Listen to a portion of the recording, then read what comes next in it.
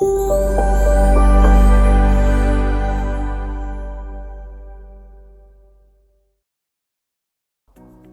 datang di video 2 Panduan Monitoring dan Evaluasi Pelaksanaan Kegiatan Pembelajaran Berbasis TIK atau MONIEV e-learning. Video ini merupakan salah satu di rangkaian 3 video panduan MONIEV e-learning. Di video ini, kita akan membahas metode pengumpulan data MONIEV e-learning yang mencakup 1. Teknis evaluasi, 2. Tips melakukan wawancara. Untuk informasi lebih mendalam mengenai informasi umum dan komponen evaluasi, tonton 2 video lain dalam rangkaian panduan MONIEV e-learning ini. Teknis evaluasi.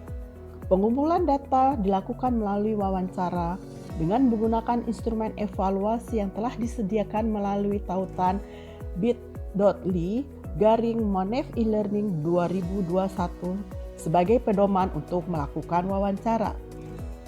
Berdasarkan hasil wawancara, reviewer melakukan evaluasi dan penilaian dengan cara 1. Memilih jawaban ya atau tidak. Pilih salah satu jawaban berdasarkan jawaban dosen pengampu, ya atau tidak. 2.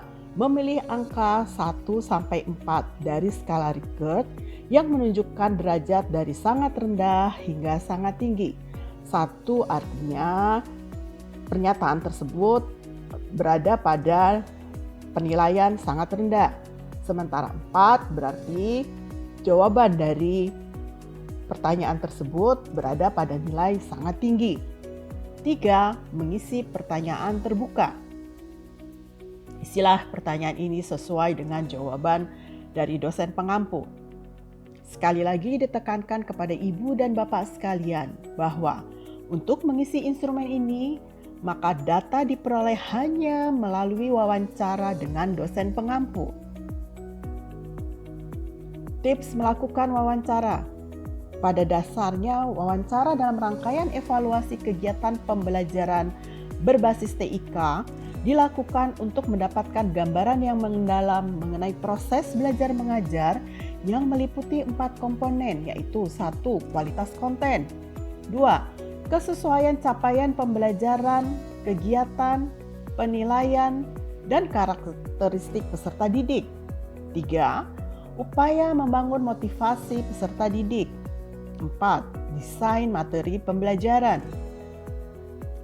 Yang harus dipahami adalah kegiatan wawancara bukanlah proses interogasi, sehingga kedudukan antara reviewer yang bertugas mewawancara dengan dosen pengampu mata kuliah sebagai yang diwawancara adalah sebagai mitra. Dengan demikian diharapkan dapat diperoleh data yang mendalam mengenai proses belajar mengajar yang berlangsung. Dalam pelaksanaan wawancara, maka sebaiknya dihindari kata-kata yang dapat menimbulkan rasa tidak nyaman bagi dosen pengampu atau yang diwawancara. Jika reviewer merasa jawaban yang diberikan oleh dosen pengampu kurang jelas, bisa diminta untuk memberikan penjelasan lebih detail atau yang lebih jauh dengan menggunakan kata-kata yang lebih netral. Misalnya, bisakah dijelaskan lebih dalam apa maksud dari pernyataan ibu atau bapak? Atau misalnya, menurut ibu, bapak, mbak, mas, sebutkan namanya, mengapa hal tersebut terjadi? Dan apa dampaknya bagi kegiatan proses belajar. Nah, itu adalah beberapa contoh yang dapat digunakan. Masih banyak hal-hal lain yang saya yakin ibu dan bapak bisa lakukan untuk mendapatkan data yang lebih mendalam mengenai kegiatan-kegiatan proses belajar mengajar yang terjadi di kelas. Yang kedua, cobalah cari tempat yang tenang dan nyaman. Hal ini diperlukan agar proses wawancara tidak terganggu pada hal-hal lain yang ada di sekitar.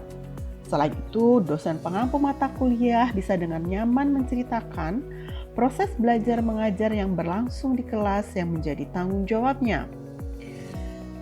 Hal lain yang perlu diperhatikan adalah hati-hati dengan reaksi wajah. Sebisa mungkin wajah kita tidak menunjukkan hal-hal yang mengesankan adanya rasa heran, kaget atau tidak percaya dengan jawaban dari dosen pengampu mata kuliah. Hindari kalau bisa mengernyitkan dahi, mengangkat alis atau mata, dan bahasa tubuh lainnya sebagai sesuatu yang dapat menimbulkan rasa tidak nyaman dalam proses wawancara. Pastikan pewawancara dan dosen yang diwawancarai sudah merasa nyaman sebelum wawancara dimulai dan tidak sedang dalam kondisi tergesa-gesa.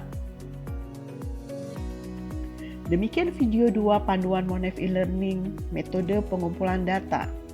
Terima kasih telah bersedia menjadi bagian dalam proses peningkatan mutu kegiatan pembelajaran dalam rangka membangun budaya mutu di lingkungan Universitas Indonesia.